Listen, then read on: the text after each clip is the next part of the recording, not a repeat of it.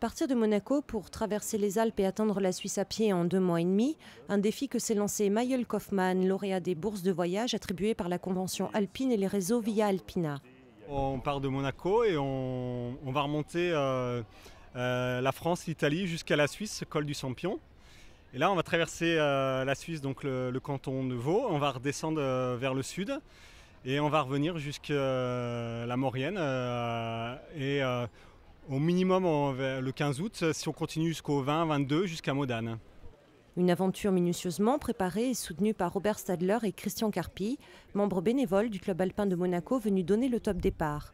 Mayol Kaufmann entame cette randonnée accompagnée de son épouse qui sera relayée par différents partenaires au fil des étapes.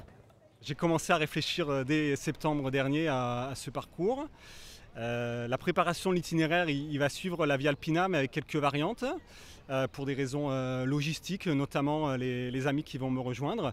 Donc ça demande un gros travail de préparation.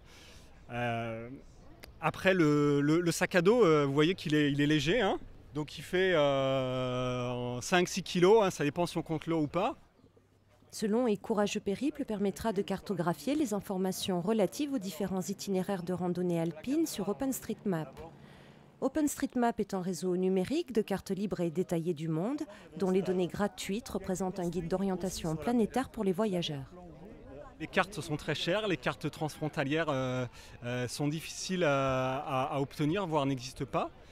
Et donc on va rassembler les informations, les traces GPS, mais aussi prendre des photos géoréférencées. C'est-à-dire sur chaque photo, on saura où elle a été prise et dans quelle direction on regardait. Et après, on met tout ça sur un site, donc OpenStreetMap. Et donc les données seront instantanément accessibles du monde entier. Et donc un des objectifs, c'est aussi de favoriser l'économie et le tourisme de montagne. Les étapes mises à jour en temps réel seront disponibles sur les sites internet dédiés au projet. Notre site internet, c'est outdoormaps.org. Et la deuxième, c'est sur le site OpenStreetMap, openstreetmap.org.